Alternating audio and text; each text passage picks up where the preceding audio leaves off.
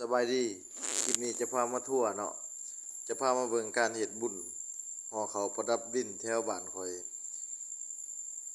ก่อนอื่นหมดก็เฮาก็มาเกี่ยมเครื่องที่จะไปฝังดินหรือว่าจะไปย้ายตามถนนหันเพื่อเอิ้นถึงดวงวิญญาณที่ล่วงลับไปแล้วเนาะมากินตามความเชื่อมาตั้งแต่โบราณกาลเนาะเอิ้นมากินปีหนึ่งมีครั้งหนึ่งเนาะก็สิประมาณนี้มีกล้วยอ้อยซอยปี้เครื่องสมของหวานของข้าวเหล้ายาป้าปิ่งหรือว่าหมากพลูบุหรี่ต่างๆเนาะสิมีประมาณนี้แต่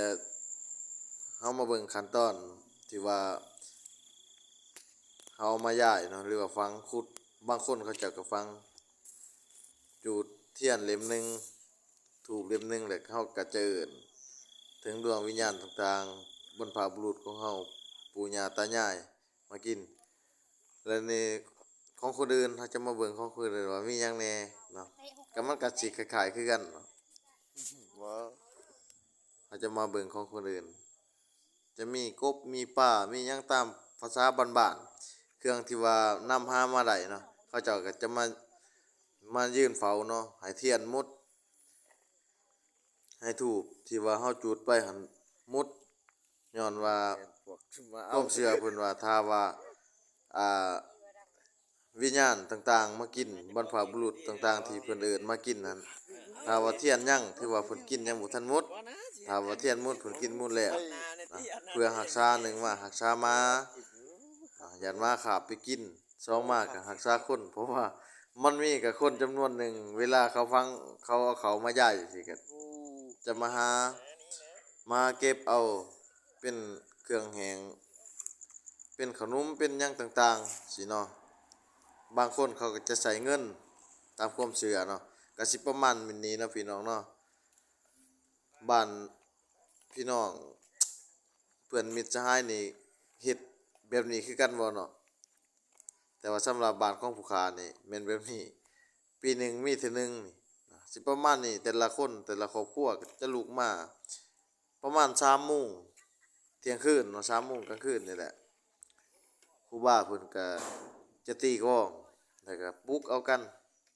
เฮือนไก่เฮือนเคียงลุกมาก็สิประมาณนี้ที่เขาเลยยังง่วงงกอยู่ลูกเล็กเด็กน้อยก็ลุกมาประมาณนี้นะเพิ่นจะให้บรรพบุรุษเพิ่นปู่ย่าตายายบ่ที่ล่วงลับไปแล้วว่าซั่นซะเนาะ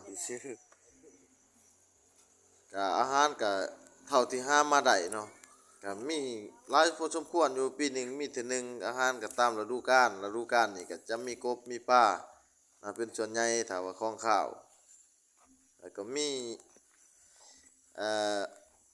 หมากไม้ก็หมากไม้ตามฤดูกาลส่วนใหญ่ก็เป็นหมากสมบูหมากเอ่อหมากจันทน์หมากหยังต่างๆหมากกะโพดสะล้อยหมากอึหมากแตงต่างๆที่เท่าที่หามาได้มันก็จะขาดบ่ได้ที่แม่นมันเทียนนะบ่นะมันก็สิประมาณนี้เนาะก็ในคลิปนี้ก็สิบ่ได้พาย่างหลายเพราะว่ามันมืดแรงเนาะมืดหลายแนมไปทางใดก็มืดเห็นบ่เขาเจ้าก็สิประมาณเดียวเนาะนี่ดิหัวหน้าเพิ่นก็มายืนเฝ้ายันมาขาบไปเนาะเพิ่นก็เฮ็ดให้บรรพบุรุษเพิ่นพอเฮ็ดให้แม่ไอ้น้องที่ว่าจากไปแล้วเนาะตามความเชื่อของหมู่บ้านเนาะที่ว่ายังปฏิบัติกันมาจนฮอดปัจจุบันนี่เด้อบ้านผู้ค้านี่เนาะยังคือเก่าอยู่คือเก่าหีดเก่าคลองลังอยู่เนาะมีหยังไผเข้ามาก็ฝากติดตามหน่อยเด้อมิ้นแหน่เนาะว่าบ้านของพวกเพื่อนๆพี่ๆน้องๆนี่ยังเฮ็ดคือกันบ่แบบนี้จะมีจอกน้ำหยังต่างๆมีป่ามีหยังเท่าที่หามาได้หั่นแหละคือว่าอาหารตามฤดูกาลว่าซั่นซะปีหนึ่งก็มีครั้งหนึ่งเนาะเราจะมาเลาะเบิ่งของแต่ละคนว่ามันขายคือกันเนาะตัวใดเฮาขาดเรือบ่พอต่างๆก็แม่นจะแบ่งปันกันเนาะเพราะว่าใส่เนี่ยละน้อยละน้อยให้มันครบเนาะ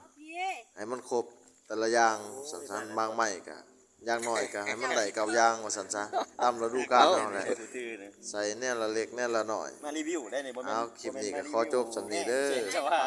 ติดตามกดไลค์กดแชร์แหน่มินบอกแหน่ว่าทางบ้านอ่าพี่ๆน้องๆเฮ็ดคือกันบ่เดี๋ยวยังปฏิบัติอยู่บ่เนาะ